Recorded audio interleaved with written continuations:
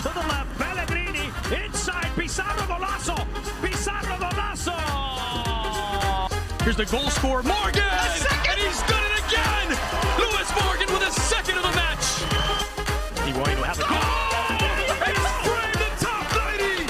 It's a sensational first goal for Gonzalo Higuain. Woo, about 5 more weeks to go, baby, and we're there. What is up, everybody? As you do know, you've reached the Inter Miami podcast because somehow or another you have either found us on your Instagram, found us on your Twitter, or found us on your Instagram, or just magically have found us to your ears. It is season 5.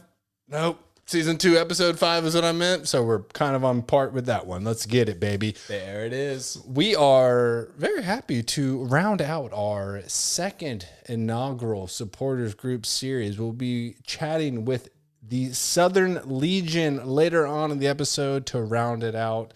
Again, if you did not catch the last episode, the Northern Pack is now part of ViceCity 1896. So, big shout out to Jose and Melvin up there rocking it out in Palm Beach County. But since they are technically part of Vice City, we will not be covering the Northern Pack as of now. We might have a mid-season catch-up, but we will round out strong with the Southern Legion. Those are some original folks of the pod. If you have listened to this pod since season 1, because that's right, we are on episode 2. You already know season 2. We're so good at this.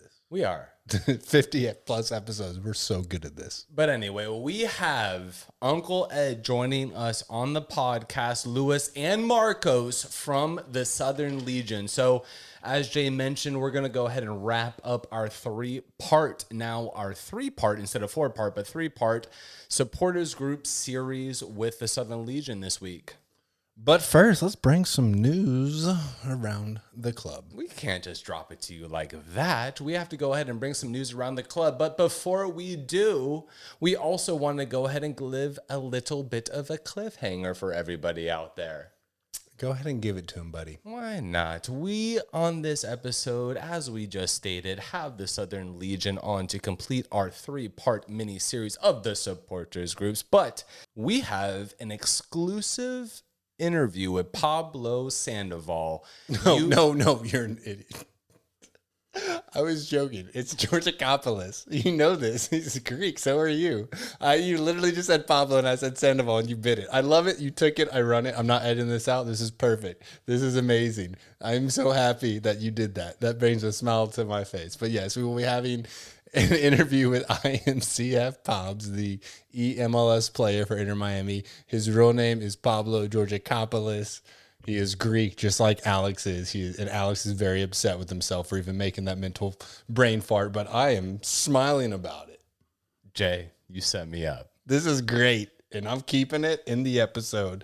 We will be having that come up most likely next episode because there's been a lot of content we want to get into this one. We are actually going to bring on Mr. Than Harrington. You've heard us talk about him rather. He is the newest member of the Inter Miami podcast family. He is our latest correspondent. He will be covering all things Inter Miami, but specifically focused on the academy in Fort Lauderdale CF in the USL League One. So we were happy to have him on, and of course your Greek brother, Pablo Georgakopoulos. I am Alex Papa George. I am. Anyway, let's get into the biggest news that we're going to cover, the one we're very excited about. Me in particular, if you follow us on social media, I've been crying for a damn Brazilian for way too long, but we finally got one in Gregore de Magalhães da Silva coming to you. You love this. Say that again. Gregore de Magalhães da Silva. A midfielder, more closely compared to a CDM, a defensive midfielder, coming from Esporte Clube Bahia in Brazil's Premier League, which I am very, very thrilled about. Have watched quite a bit of film on this guy. He is the kind of pit bull fighter you want to see, man. A lot of great defensive plays, but not afraid to get up there and have some shots on goal. Yes. All 3 minutes Jay have seen of this man, it has been pretty good. But he is going to support our midfield. He is going to be our CDM. I mean, presumably alongside Blaise Matuidi, which we will see how that story unfolds, which is coming up at our next segment, which player is next to go. But anyway, as we said, Gregore is a part of our midfield. He's 27 years old, plays an entire career out of Brazil.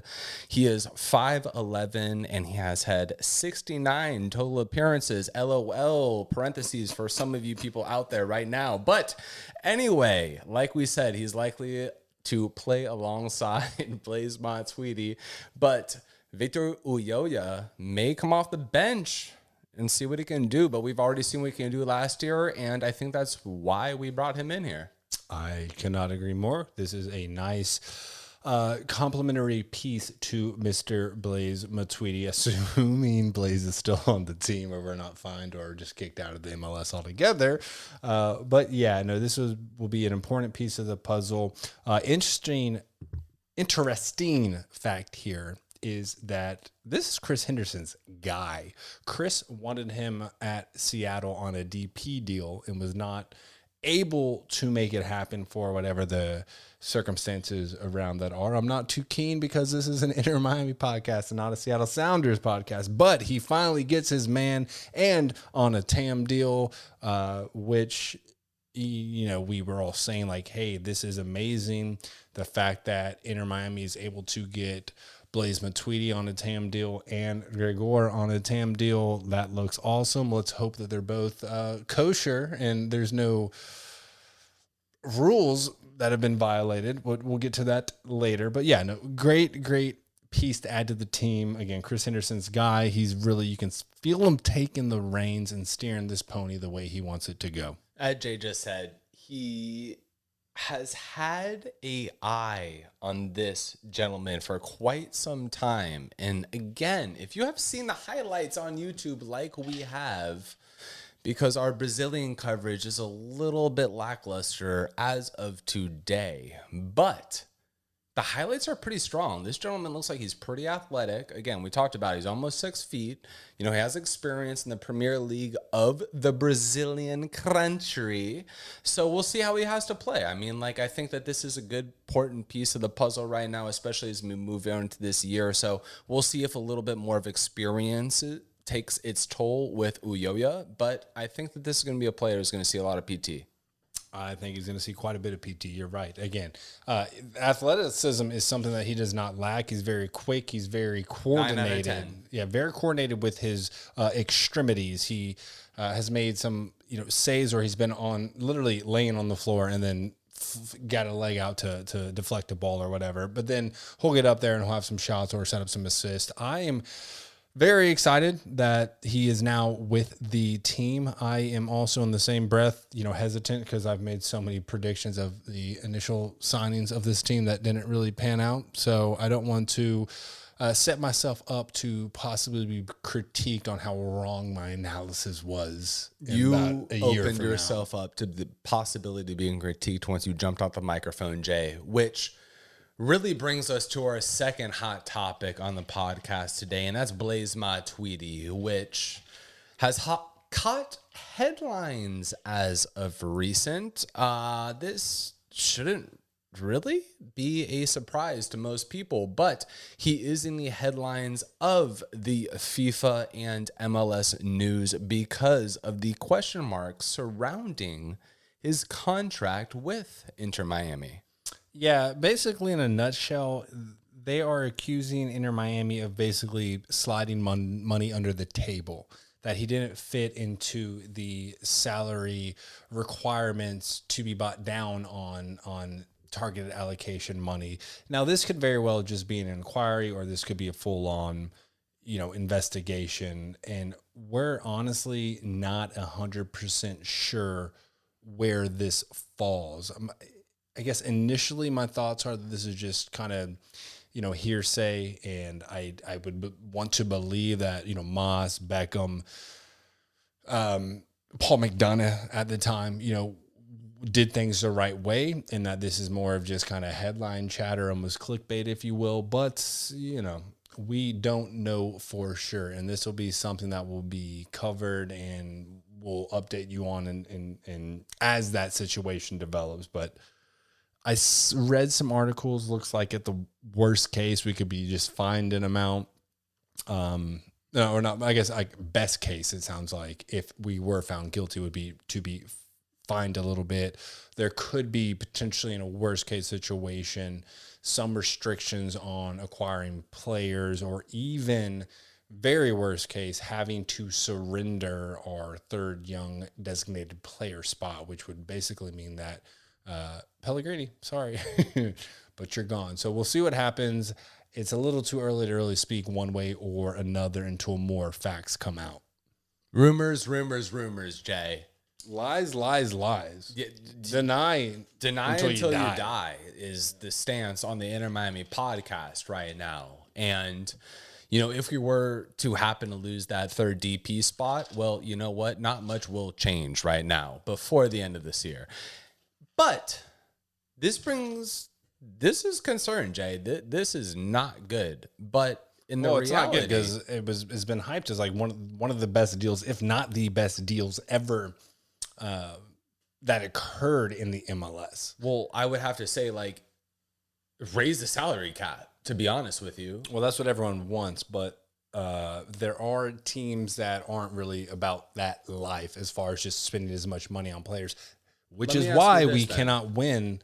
Any MLS team has not won a CONCACAF Champions League because we have this salary cap. Let me just ask you, you said it's about teams not wanting to spend money. Is it about teams or is it about owners not wanting to spend money? Most likely the owners, right? Because it's going to be coming out of their pocket. And there are some teams out there that aren't as financially solvent or, for lack of a better term, I guess, financially arrogant, Well, to be honest, I think this is dust under the rug. Not only do I think that this is part of what has to happen if you want to lure top talent from across the entire world to the MLS, but I think that this right here is just a signal of we may have done something a little bit shady. We may have done something a little bit on their table. I will nor confirm nor deny that any of this would have ever happened. But I do think that this is an echoing point that most people have around the league, which is if you want to attract top talent from around the entire world, right? Because we're not just talking about, the microcosm of the United States. We're talking about every single country and continent across the planet of Earth, right? Is that you have to attract top talent by paying people some money.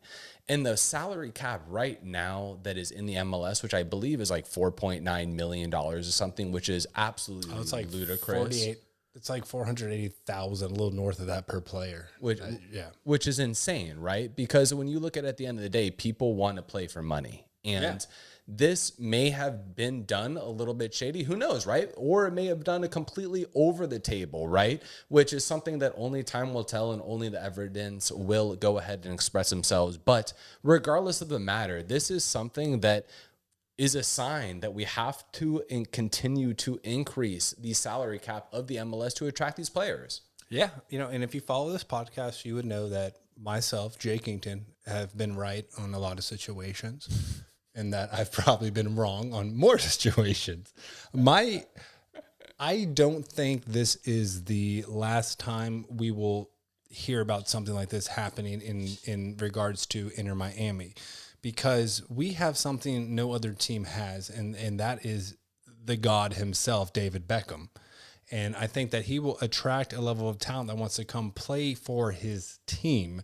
Even if they get them on good deals, I think we're going to be seeing a lot of high-level European talent coming over here over the next 5-10 years. And to everyone else, like any other team that could make a deal like that, it might be sketchy.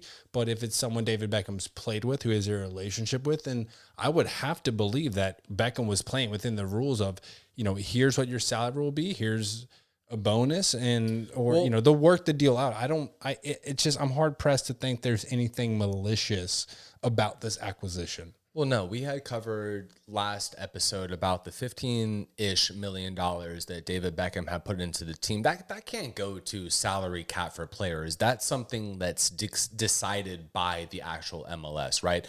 That's funds that get put into the actual club itself. So when we start talking about new player or personnel, right? New coaches, new data scientists, director of analytics, et cetera, that's where the money goes, right? What we're talking about right now is an MLS as a totality, right? The fact that we are trying to bring top level talent over here from all parts of the world. And guess what? The only way to bring that talent over here is by money, because that's what players care about right now, as they should, because their window is so small as it is.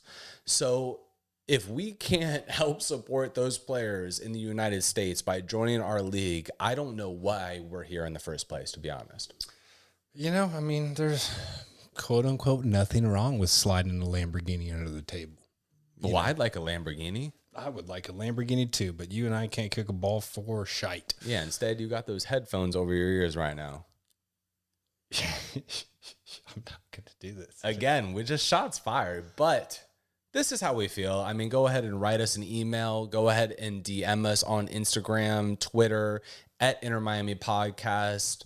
Go ahead and do your thing. I mean, like, we're curious to hear your thoughts. It's going to be one of those situations where you just have to wait and see how it develops, because there's really no evidence that points to anything wrong or ill-intended, and there's no evidence that says to the contrary. You know? So, I mean, like, listen, we may come across some Gmails that may be unfound that may turn our opinion completely around, but until those are shown to us, we're going to go ahead and stand the fact that we did nothing wrong. This was the best deal put through MLS in the last 20 years. Deal with it, everybody. Sucks to not have a Beckham on your team. Yeah, bro. Go ahead and get another one. Psych. But to your point, like, this is what the league needs. We need more players able to come over, and if you're only going to give each team really 2 unrestricted DP slots, right? Well, let me break this down. The third one's a young Jay. DP, but like, if you want to bring more talent here, increase the DP spots or increase the salary cap. But if we do play within the rules and we just have Beckham who can attract talent, then sucks to suck. You got to deal with it. Jay, think about this right here. Our salary cap for this season is $4.9 million. David Beckham donated $15 million to Inter Miami. That is 3 times the amount of our annual salary in the MLS. Where does that add up? We'll see if we get Cristiano Ronaldo, I guess. Well, don't hold your breath. But again, it goes more into the infrastructure of the organization than the actual player salaries. So it does. And it's hard to speculate on this without more information. We'll update you, but keep an eye out for it. I'm sure it's going to be something that's one of the more common stories, especially in regards to Inter Miami over the next couple of months. But again, my gut tells me we're in the clear here. I think, and that's someone who's lived through Patino at Louisville and Florida State's whole debacle. It's pretty much exactly like soccer, except for more like basketball and nothing like soccer. I had to, and I'm glad I hit the right button. It kind of applies because I mentioned Rick Pitino, but it's not even the red button. But hey, more power to you. Moving on. The other big news that struck, which is a little bit heartbreaking, a little bit sad, is Mr. Ian Frey has torn his ACL, and this was a young defender that we called up from the academy from Fort Lauderdale CF, and it's tough. Good thing is he's young. He's 18 years old, so he's got plenty of time to heal, but that must be tough getting bumped up and then being injured within like a month and a half. It really has not been long. But 18 years old, he made the USL League One All Second Team in 2020 while recording the 4th highest passing accuracy among defenders in the league at 86.5%, and also dishing out 1 assist. But disappointing for the squad, and especially disappointing for someone who worked his whole life for this moment and then you get an injury and it takes you out for at least a year. Yeah, super disappointing. He was, I heard some rumors he was going to be a big part of this club moving forward in the 2021 season. So, we wish Ian Frey a big recovery. We look forward to seeing him back on the pitch soon enough. He is, yeah, man, like Jay said it. I mean, you work your whole life to, make it to this level, right? You work your entire life from pee-wees, playing as a 4-year-old into making this club. And for something like that to happen is super disappointing, but that's all part of the story. And, I'm sure we'll be talking about this man as he continues to make his recovery story and move into the 2022 season, hopefully. And, we wish him the best with the recovery. Yeah. You never wish an injury upon someone, of course, unless they're a Florida Gator. No, I'm kidding. But he can only give us one star review. He can't give us 2 1-star reviews, so it's fine. No, I'm kidding. But yeah, it'll be tough. But again, he's young. He'll recover. He should be back out there and be fine. But moving on, with a new head coach comes a new coaching staff. So I know you're pointing at me because you want me to run through these names. And I will happily run through these names because I am the most internationally cultured host of this podcast. So we'll start. So the new staff was announced under Phil Neville, and it will start with Jason Kreis, who actually was the head coach for Fort Lauderdale CF last season. He has now been bumped up to the assistant coach of the first team. Again, most familiar face. He is a former Real Salt Lake, NYCFC, and Orlando City manager. And again, he did coach Fort Lauderdale CF, so he will be bumped up to the assistant coach. We'll love to see how he works out. And Nicholas Lewis will be our sports scientist. It's an exciting name right there. Mark Mason will be the assistant coach and director of goalkeeping and set piece specialist. I'm okay with goalkeeping, but if we're going to have a director, set piece specialist, it should be none other than David Beckham himself.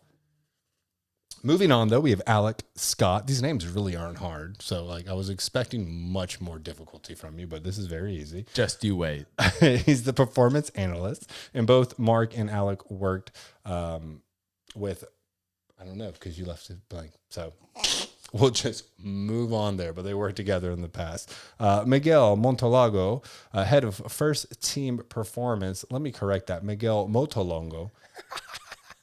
You're loving this. Anthony Poulos, assistant coach. Sebastian Saha, assistant goalkeeper coach. And Brett Utley, not of Philadelphia fame. You moved those pretty quick. Brett Utley, assistant analyst. Those will be the technical coaching staff to assist Phil Neville in his first season. Man, you gotta have some fun with it. You gotta have some fun I with know. it. I told Jay we get together on, I don't know, about a quarter of every podcast. I told myself I was not going to do any research just because you were so hyped up on the name part. I was pretty stoked because I actually think, Jay, you do a phenomenal job introducing the names. Borre.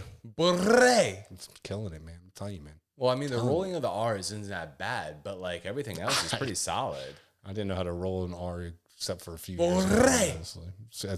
It's actually, I know they say English is hard to learn, but consistently rolling your R's is not the easiest thing. But yeah, hey buddy, I appreciate it. The Portuguese comes a little bit more natural because I did spend a month of my life in Brazil. So very happy we got a Brazilian, a Canarinho, if you will. Shout out to all my Brazilianos out there, bro.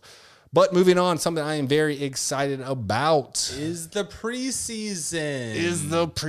I wasn't sure, due to COVID regulations, what it was going to look like, if that was even a thing, or if they just scratched it all together. But we do have preseason games. Break this down. Super pumped that we're having some preseason football, not just because we get to see our team on the pitch a little bit early, but we get some practice time in there, people, and that's what's important, right? Is some practice and some cohesion and some chemistry that we can develop out on the pitch. But anyway, we are recording this podcast on Sunday, March 7th, probably coming to you on a Tuesday because I know Jay's going to be a little bit busy later tonight. Time is a construct. It's all facade.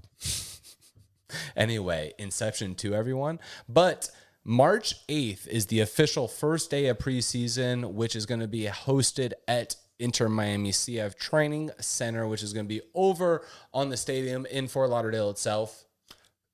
To clarify, because I'm sure a lot of our listeners saw the footage from last week's preseason training camp, and that was the voluntary preseason training camp. So not everyone was out there, but it honestly did look like everyone was out there. But now it officially starts. It officially begins, and I appreciate that clarification there. Yes, that was voluntary. Most folks live around the South Florida area and did show up for the voluntary preseason scrimmages, training, etc., however you may call it. But March 8th is the official first day of preseason for Inter Miami.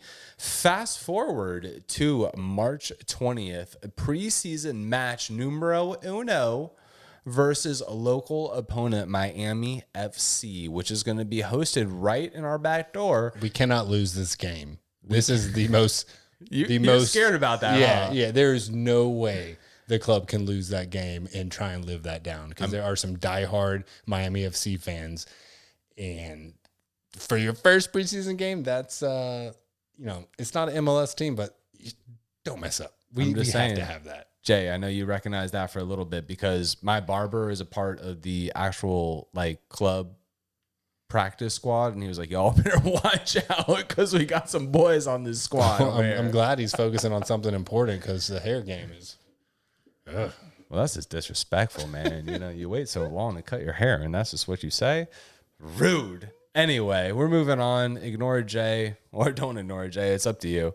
But anyway, March 20th is our first preseason match, as I just said, against Miami FC. Moving to March 27th is our second preseason match against the Tampa Bay Rowdies at Al Lang Stadium. That's a stadium we went to last year. You want to run it back? That was a very fun time, and we actually held it down and streamed that whole game for the Inter Miami Facebook group. That was a very good time. But I don't. If you're gonna, I'll say the bad news for you. All these are closed door games, so we cannot attend. We might have been the first tailgate that Inter Miami ever had. Yeah, like the four of us by a tree drinking White Claws. More like 3.5. Yeah. And that one random person that was just by the stadium hanging out by a tree. Yeah, that was a solid time.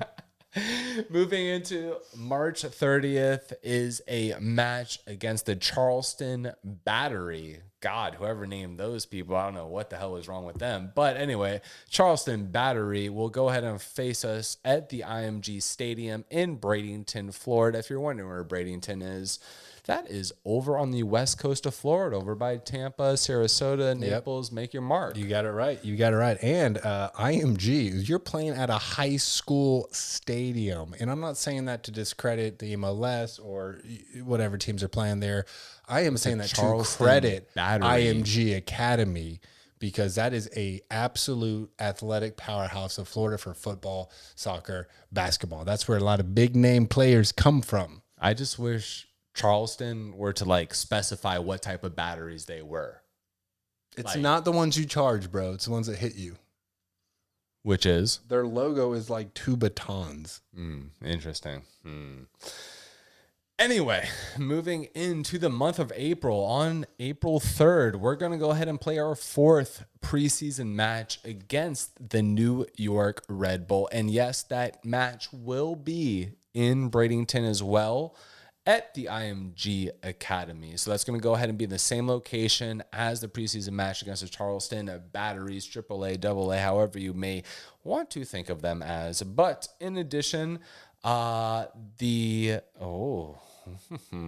see what you did here. I'll help you out. April 3rd. So let's backtrack here. March 20th, Miami FC. March 27th, Tampa Bay Rowdies. March 30th, Charleston Battery. April 3rd is New York Red Bulls. What we're looking for right here is, nope, I messed that up. So never mind. It's a doubleheader. That's what it is. Okay. So also on April 3rd, we're playing Nashville SC. So we're going to have New York Red Bulls and Nashville SC, two MLS teams on April 3rd. A little confusing on the script. I can barely read. We we may just be making the schedule up as we go. We may. And there's also a sixth TBD, which is acronym for to be determined for any of our not so quick if you're joining me on the slower side over here. That'll be on April 10th. Now, they did announce that these first 5 games, again, we're talking about Miami FC, Rowdies, Charleston, New York, Nashville. They're all going to be closed doors. I don't even know if there will be any way to get footage or access of that until the team releases more information. The 6th game, the to be determined one on April 10th, we're not sure if it's going to be open or closed doors. If it's open, obviously, we're following COVID protocols, but we'll see how this develops. Masks up, no drones, no nothing. No mask, just cough in my mouth. Call it a day. Nobody will do that.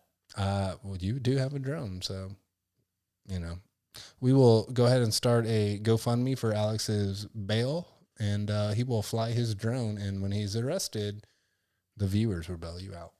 I nor will deny nor confirm that I have a drone, but I will confirm that this is the end of the show, and without further ado, we would love to introduce the Southern Legion to the podcast. Yes, let's get into it. Let's round out this third and final supporters group series with the Southern Legion, and then we'll do a quick wrap at the end of the show. Thank you, everyone. We'll see you very soon. What's up, everyone, and welcome back to the Miami podcast. We are very happy to be rounding out our second annual supporters group series, finishing up strong as always with the Southern Legion. What is up, everyone? How are you guys doing? Awesome. How's it going, man? This is Uncle Ed, by the way. Well, we all know Uncle Ed, but we got a few other guests alongside. There you go, guys. This is Marco. I'm an officer here. Hey, how you doing? How you doing, guys? This is Louis. And Louis, what's your role?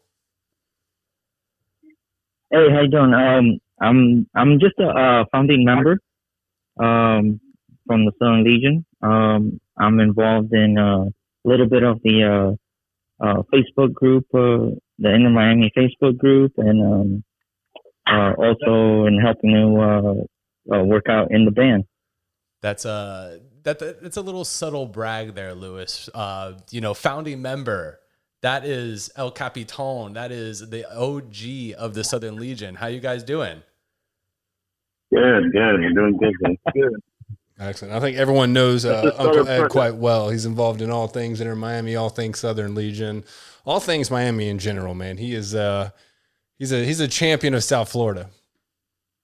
Oh man, go on. And a lover of good 80s and 90s rock, I will say, just from being friends on Facebook. Oh yeah, for sure, man. Big fan of the Cure. Also, I know. Yeah. One of the original OGs, I guess you could say. Yes, sir. And veteran. He would be the El Capitan. Well. He is the El Capitan. Yeah. He's the unk. He's the unk of the group, and we love him. Totally agree on that. So, I'm the uncle. I'm everybody's uncle. Hey, the South Florida uncle. Everyone needs one. Yep. Excellent. Well, just wanted to catch up with you guys and, allow our listeners, I'm sure as we acquire more and more fans every day, they're looking to join a group of like-minded individuals. So we really wanted to speak with you guys and, so the listeners can learn more about the Southern Legion and what everything entails.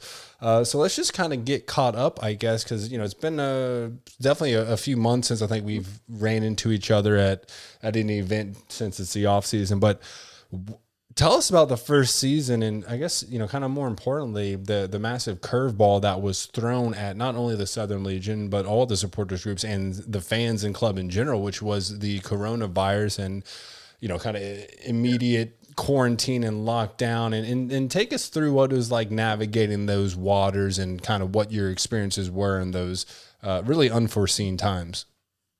Yeah, let me start off on this, Uncle Ed, by the way, guys. As you know, we're the original supporters group of Inter Miami. One of the reasons why there's a team here is because we basically begged Don Garver to give us a team. And, our president, Julio Caballero, is basically the guy that was able to get Marcelo Claure's attention so that this whole monster could develop. He later got a hold of David Beckham and the Moss brothers, and the rest is history. But I got to tell you guys, last year started off, with a bang. Everybody, I don't remember how many, 30 or 40 of us traveled in a group on a plane, singing the whole way to Los Angeles, for that very first game against LAFC. And those were exciting times, man. We had so much fun. We rented vans and, just to go and support our team. That whole experience, with everybody in La Familia, with the other supporters, was something, that I don't think we're ever going to put in our lives, because it was such a great time. And we got to hang out with David Beckham, who showed up to the restaurant where we were all at. And, we marched to the stadium, and we received the team at the hotel, which is another great. Everything's on video. You could see that. You could see it on our website, SouthernLegion.mls.com. And, we've got it on all our social media. You guys can look back at that. And that was a time when, this whole COVID thing was just starting, and nobody really paid too much attention to it. And unfortunately, we didn't get to see our very first game against the Galaxy in our own stadium. We still got shirts that have the inaugural date and the stadium and everything on our shirts that we never really got to show off at the very first game, because as you guys know, everything that happened after, where they canceled the games, and it really was very difficult to organize ourselves as a supporters group to get together and chant and do stuff. So we basically did Zoom meetings and stuff like that, just to keep ourselves still connected. But that affected all the supporters group, I think, because what we do is give that ambiance in the stadium, and we weren't able to do that, as you guys pretty much we're able to see. We depended on you guys and the team to try to keep us interested in the games that later on would happen in Orlando and the short season that we had in 2020. Yeah. I mean, we're only into week 53 of our 2-week lockdown, right? To flatten the curve, and it seems like nothing's changed, and this is just something we've all adapted to. Other way around. Week 2 in our 53 week lockdown. No, it was initially a 2-week flatten the curve lockdown, and now here we are a year later. But I guess what were some of the larger hardships you guys experienced as a supporters group, just trying to fight through all the uncertainty and keep everyone positive and still support the club without knowing when the next game was going to be played? I mean, it was weird. We took a massive break, came back for the MLS's back, then there were 5 more weeks off. It was very stop and go. Yeah, this is Marco. I'm an officer in Southern Legion. I would like to, get to tell you guys a little bit about that part. Trying to add on to what Ed was saying. We had so many plans for the first season, the first season of the team, that had to be canceled. I mean, it was a disappointment, total discouraged. Yeah, a lot of people stopped texting, stopped interacting in our WhatsApp groups and also on social media. So it kind of brought us down into trying to keep the positiveness with, news from the team, trying to keep people on top of what's going on, because we did have direct communication. That was something that we did have a lot. And, to know exactly what was going to happen. We are a family group. Our foundation is more into the family side. So we tried to do some, like Ed was saying, some Zoom meetings to keep everyone active, giving them all the information up to date. And when the team started playing, something that we did a lot was go to the stadium and start supporting from the outside. There was no way to go inside, but we would do the social distancing, but have the band playing the music, and then we will sing our slangs and, bring everybody together, at least to see each other with the respective controls and the face masks and all that. But it was kind of hard, but at the same time, I think it created a bigger bond because in those difficult times we were still there.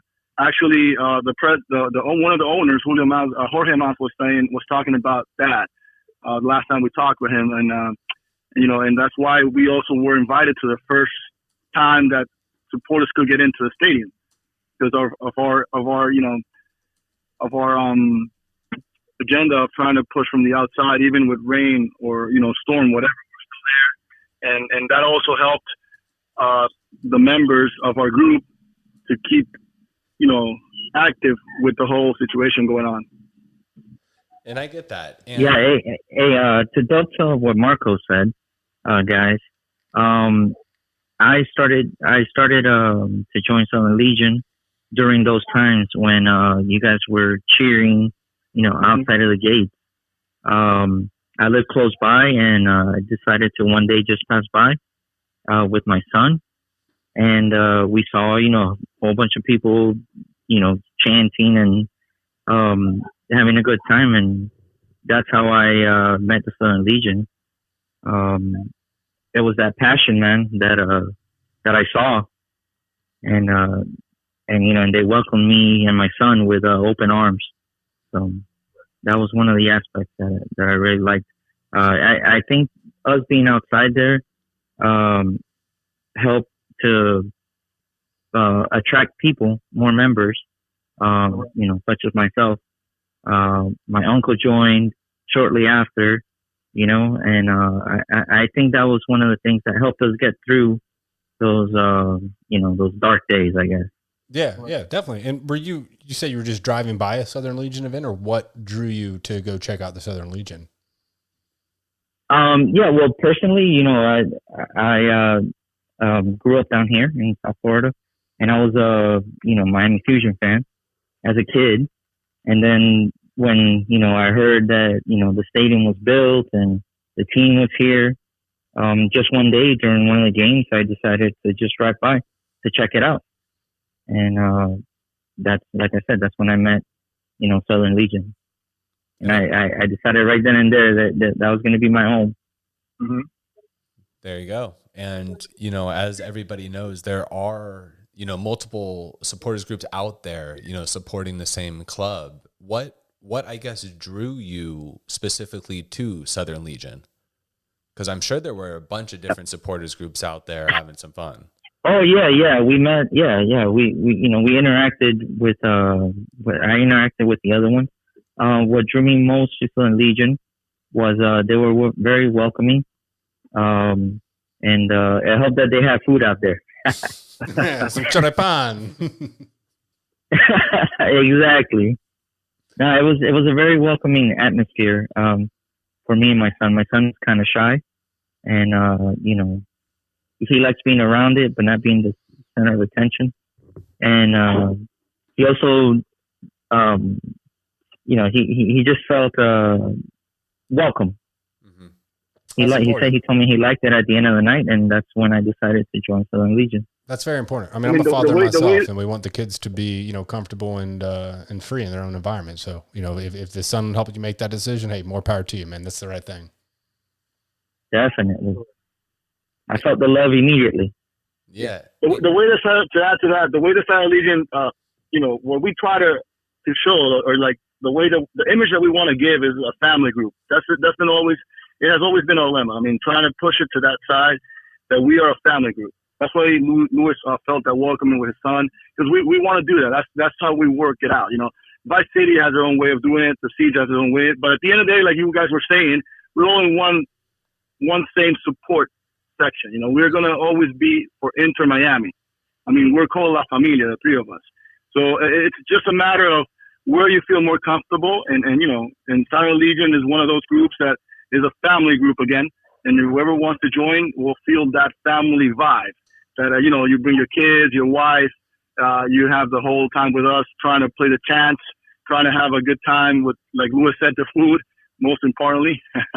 and everything else that goes around that, around family, that's what we are. That's what Southern Legion pretty much represents, family. You're absolutely right. And La Familia 305, down here in South Florida, that's what it's about. And we're recording this podcast on Sunday, March 7th, which really kind of puts us about a month and a week or so away from kickoff, gentlemen. Kickoff right around the corner. And, like we've been talking about, hell yeah, say it loud. But COVID has... Let's go, yeah, brother. I'm excited for that. Hey, how many times can you say it loud? I just feel the tingling inside me, man, Absolutely. Well, that's the idea, right? We've been bottling up all this anxious energy for how long, right? Because I feel like it even comes from prior to even the 2020 MLS kickoff, right? We haven't even seen our club in full force at our home stadium yet today.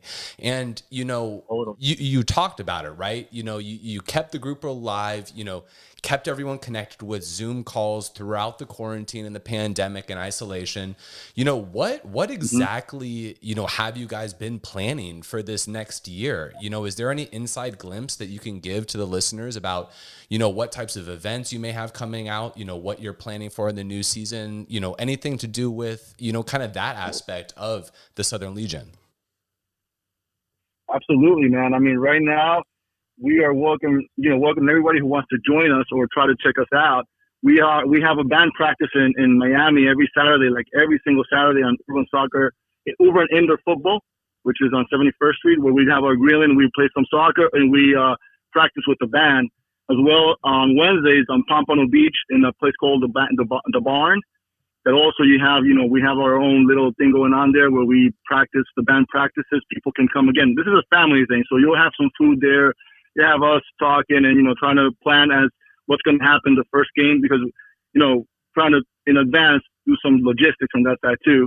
And we try to make everyone active in that. We try to participate with everyone. Whoever wants to join, we'll see how it goes. We're open into that. We don't have anything, to hide, to be honest. Lewis is a good example. He saw the way we were. He knows a lot about our group now. He's part of the band. He's practicing with us on the band side. He's supporting a lot on that side. Also social media as well. So, we make everyone that wants to join active if they want to jump into something, And right now, like I said, those days are like our meeting days, we can say. And bringing into the whole plan of this year, is to keep supporting our team. We're joining a lot stronger with the other two groups. La Familia is really getting tied together. I can tell you that, especially on the singing. And, whatever you feel comfortable with, you can always reach us out on social media, Southern Legion on Instagram and also on Facebook. And email as well, info@southernlegionmls.com. And, we're open to that, again, to family, the whole surrounding of that. Yeah. Hey, Marco, I just want to give little details more about the urban indoor football experience when we all join up there for the listeners. So what it is that we'll play some soccer games at first, and then after the games are over, we'll eat and we'll sing and practice. And like Marco said, everybody's welcome. It was, last night, we had one last night, and it was, off the charts, man. Now, are these mainly adults we were playing or so are good the kids that, playing as well? Yes, it was whoever wants to play can play. Okay. Yeah. Urban Indoor Football is our home base. That's what I can tell you guys. So we pretty much, if any event happens, most of the time is there. But like I said, Saturdays is a main event, like Lewis was saying, where we have a good time. We get together to close our bonds more, try to bring new members in, make them feel what Southern Legion is. So yeah, again, everyone is welcome. You can reach us guys on any type of video. Right. Hey, I actually invited somebody last night, and they came. And, I asked her at the end of the night, what were your thoughts? And, this is a quote from her. She told me, "You feel at home when you're surrounded with people that have the same passion for a team. The welcoming was amazing." Awesome. And that's what it was all about, man. No, 100%. That's exactly what it's all about. So if people aren't located down in Miami and can't go to Urban Indoor, what are some of the other home base / bars that you guys would be having events at that maybe, more Broward or even Palm Beach County could attend? Yeah, we get also meetings on Wednesdays on the barn, practice band, and the same thing. We try to create la fiesta almost everywhere we go. That's the plan. Try to keep it the same original way, like the food, the singing. Try to play some soccer, and then again on social media, we will still keep posting because we try to do events around, on different bars as well with the watch parties. When the season starts, even for preseason, we're gonna sure do some watch parties around the whole area of North and South, the whole South Florida area, and just. I will say join the social media, our social media. Try to be a follower so you can keep on catching to where we're gonna do our events. And then if you wanna, after you try and you wanna be part of it, we for sure, the welcome is big, and we put you in our chats and we start planning on how you can support the supporters group and how we can keep progressing and doing better things to support Inter Miami. And I got you on the Instagram right now. That's at Southern Legion MIA, for those of which who do not already know. So go ahead and check them out. And guys, we got football right around the corner, and that excites all of us, like we were just talking about. What excites you most about this 2021 season? Oh, well, I'm going to jump in right here. There's so much. Yeah. Man, I got to tell you, it's real exciting that we're going to get soccer again. Of course, we have to wait till what is it, April, when they're going to start. Mm-hmm. There's so much controversy with this team. If it's not the trademark of the name that they have going, if it's not the issue with Matuidi right now, there's always something happening. There's always drama in Miami. And there's always so much to talk about. I don't know what it is about Miami, man, but it's or South Florida for that matter, because there's never a lack of drama. So, that's, for me, it's exciting because I can talk with my friends about, the players that are coming in. We can talk about, if we're going to have enough space for another DP. I'm excited for 2021 because I'm hoping at least towards the end of the season we'll at least all be able to get together and get in the stadium. We've also heard that there's going to be limited amount of seats open. I want to see how that's going to work out with the team because I've got my season tickets. I want to get in there, and there's most of the stadium is sold out. So how are they going to work that out if there's only 2,000 or 3,000 people able to go in?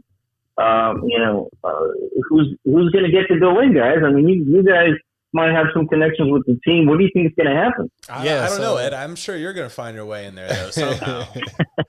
From what I understand is, we're looking at about anywhere between 3,000 to 8,000 people there per game. The last, I think, accurate count that I got from the club on season ticket holders was right around, I think, just north of 9,000. So will we see a lottery? Will there be some sort of, maybe you can have a chance to get a ticket at every other game? We don't know. Or, does this whole COVID situation somehow remedy itself through the season to where we see the number increasing, game to game? But it's going to be especially very desired for, I think, all fans, but particularly the season ticket holders who will have first dibs. There might be a little bit of, I don't know, man, some fighting for some tickets. I could see the secondary market being very profitable if someone does want to do that, but I'm sure the club probably has got some strategy to avoid, season ticket holders just selling their tickets for a profit. Sure. Well, one thing's for sure. Louis here.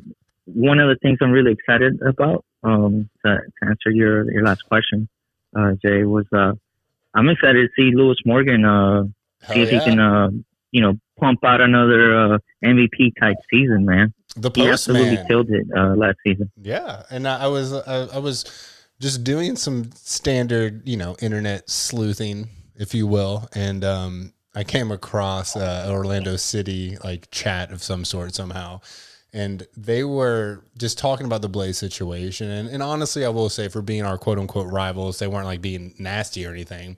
But they were trying to figure out who our DPs were. They knew Higuain, they knew Pizarro. They couldn't figure out who the young DP or the third DP was. And everyone kept assuming it was Lewis Morgan just because he had such an amazing season and is truly an amazing player. So I guess each of you just tell us, who is the player you are most excited to see in this second season, whether that be from a growth standpoint or just, just someone you want to see continue to shine for the team?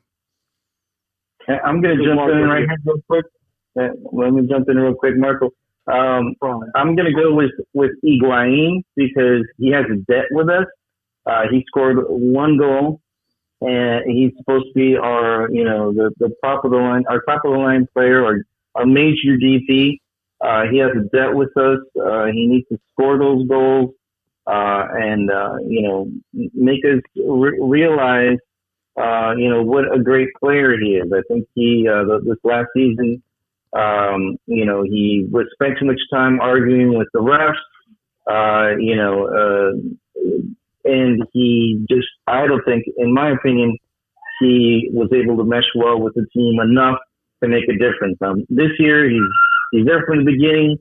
He's got to be a leader out there. I don't know if he's going to be the captain. I would imagine he might be the captain for the team. They haven't named the captain yet. So he needs to put this team on his shoulder and demonstrate why he's the most expensive player in Major League Soccer right now. Yep. So, Gonzalo, you have a debt to Miami, and if you enjoy your kneecaps, you better come through on that debt. Well, me, Marco here. Personally, I like a lot Lewis Morgan, but I'm excited. I want to also answer the other question. I'm excited to see this new coaching. I mean, I want to see how Phil Neville is going to put the team together. I feel that he's bringing a more offensive type of strategy or tactics into the team. That's something that has me really excited. I mean, I feel that his own type of Ferguson, picturing into Inter Miami is going to fit really well and make us more aggressive. So I'm really excited on that part. I mean, I want to see the coaching side, and obviously I still want to see Lewis Morgan to be, pumping up and making himself a really strong name here in the MLS. Also next to Pizarro, which is also a good player, Matuidi, Higuain, and all the other players are coming in, right? I mean, that's my way of seeing it, right? So, yeah, no, Lewis has not even hit the ceiling of his potential. Let's hope he stays on the team though for that ceiling. Yeah, well, the better he gets, the more European teams are gonna right, and that's the curveball that we kind of have to deal with over here. That some other clubs around the world don't. Yeah, correct. That's correct. So who you got? Hey guys. Oh, go ahead. Go ahead, Lewis. Let us know who you think is. I was gonna say that as far as growth, man, for 2021. I'm excited for the. I believe it was 3 of the academy players that got signed to the first team.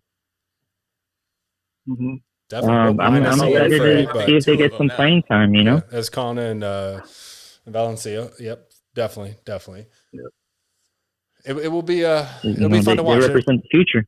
They do. There's a lot of players. I think both of us think we really want to see more from Matty Pellegrini and everything. But I'm really excited for Ami Mabika. I mean, you see him just in glimpses on the camera of what they're showing from training camp, and he is like just 6'6" of just absolute monster. I really want to see his athleticism and kind of where he fits into the puzzle. I don't think he'll be a starter, but I think he'll be someone over this season that could grow to be a defensive threat. Don't forget about my boy Dylan Nealis either. Year 2 off of a pretty damn good first season campaign too. So we got a lot to talk about. And I mean, this season, guys, I don't know if you feel like we do over here, but I think our team is prime and potent, and I mean that on the offensive side. I mean, when you bring Lewis Morgan, Higuain, and Pizarro all in the same club in the MLS, I think that's dynamite, ready to be lit. So, what do you guys think about the club, moving into this next year? What are you guys' expectations, projections, things like that? New system. Well, you guys heard you guys heard what Jorge Mas says. He predicts that we're going to be in the top 3 this year. So the bar is set, guys. It's up there. He's expecting us not just to make the playoffs, but be a top 3 team.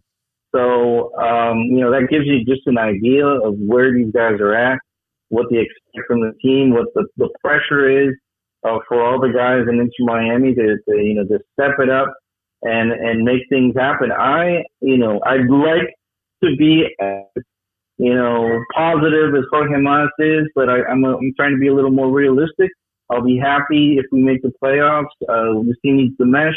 We've got some good players, but I don't know, man. I still feel that there's something missing there. It could be the offense, maybe an actual playmaker, because I don't believe Pizarro is a playmaker. He's not a number 10 in my book. So I think we're still missing something for me to say, okay, we could be a top 3 team. I'll be happy with making the playoffs, guys. Tell you the truth. I don't agree with you, Dad. I don't agree with you. I'm more positive than you on that. I think the new management, the new again, the coach itself, and bringing that idea, the new culture that David Beckham is talking about, is going to put us up with trying to get to that level. That's why probably Jorge Mas is also so confident about it, because we have, like you were saying earlier, we have the potential of these players. There just has to be someone who leads them well, who puts them where they have to be, and gives them the right direction, And I think we're going to get that this year. I personally think we're going to jump to that and hopefully fight for a title. That'll be the best surprise ever, the best cheer ever for all of us. I think that the new system would be the greatest change that you'll see from this team, because I think that we had talented players, but it just wasn't working in Alonso's scheme. So, with Phil Neville coming in, changing the play style, I'm hoping that everyone reacts, in a better way. But also, you look at, like the acquisitions, the front office has make it, even with, the director of analytics with, Marc Prezant, and then Sam Gregore, who has the experience in the scouting department. We're finally putting in the pieces that we probably should have had from day one. And I guess, better late than never. But I really think that we're already starting to see the academy flourish. I mean, we've got 3 players being called up after year 1. I just feel like what they're building is something that is real, and it might take a little bit of time to get there, but I think the future is very bright for this club. Oh, most definitely agree. I think that culture, the football culture, has changed over the last course of the year, last year. Well, Jay, I mean, even further to your point. It sounds like he's Debbie Downs right here. It sounds like a non-believer. I think Sam Gregory's director of analytics. Now we'll be able to analyze players further, and of course, Prezant, the director of scouting. Like, these are pieces that we had to have. Well, we didn't have them. Jay, real talk. I mean, Chris Henderson and Phil Neville, these 2 people look like more of David Beckham's people, right? I don't know exactly how the last regime fit into the whole puzzle that we were trying to complete, but it didn't feel like the right fit from day one. Hey, I'm all for stealing from the best teams in the league. And I mean, obviously the Sounders are, they've been nothing but quality over the years. Every year, basically. So, to get Henderson, I mean, it's going to be phenomenal. It really is going to be phenomenal. And fellas, we wrap up this show here today, and it was great having you guys on. I mean, one thing that I want to ask, if there's one thing that you want the listeners to know about the Southern Legion as we wrap up this podcast, bring it to us. What is that? What is that one thing? I mean, family seems like a big theme for you guys, but, what do you want the listeners to know about the Southern Legion? Well, I think we're so the way that we started was all grassroots. We're one of the reasons why this team exists, because we never gave up. We lost our whole team back in the day, and we decided, we're going to do something about this. We're going to bring Major League Soccer back to South Florida, and everything that we've done has been, for the love of the game. There wasn't a team around. We didn't know what the name was going to be for this team. but we were there from the beginning. You know, this is where it all started. That's why Jorge Mas calls us the heartbeat of our club. We are that heartbeat, and we want everybody who's out there to come out and support Inter Miami with us. You can reach us on our website. You can reach us on all social media, Twitter, Facebook, Instagram. Come out and join us. We always have food if you're hungry. We have the cervecita nice and cold waiting for you guys. Play some soccer, bang on the drums, and come out every Saturday. And we're at in Broward, and Marco can tell you where everything's at. Yeah, I mean, on Pompano Beach, we got the barn on Wednesdays at 7 p.m. And then on Saturdays, we do urban indoor football in Miami on 71st Street. So, yeah, you guys are welcome. I can summarize a little bit and say that what I think is something clear here is that we were here before the team was here. And we're still here with the team. So that means we're going to stay here. I mean, we're here to stay. That's it. Miami, Southern Legion is always going to be here. We're going to support Miami anytime, anywhere, in any situation. I mean, again, heavily rooted in South there's Florida. A storm, we'll be there. Correct. Excellent. Well, gentlemen, we appreciate your guys' time coming on. We know the listeners do. We were very excited to round out again the second inaugural supporters group series that we're running here. So again, thank you everyone. Ed, as always, we'll see you out there. Marco, Louise, pleasure to speak with you guys as well. But thank you so much for coming on. And hey, only a few more weeks, and we'll be out there yelling, eating, drinking if you're of age, and having a good time again, man. Hell yeah! Thank you guys. Keep up the great show, man. Thank you. Guys. Thank Appreciate you. the invitation. Cheers, fellas, and vamos Miami. Vamos Miami!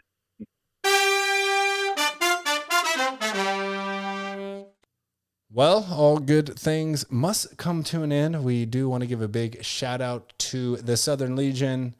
Thank you so much for coming on the show. And also just a big shout out to ViceCity and the Siege as well. It was nice catching up with everyone. We, are so excited for this next season, our second season to kick off. So if you are a listener, if you are local or abroad and you're not in a supporters group already, if you do find yourself wondering midday at work, what group could I join?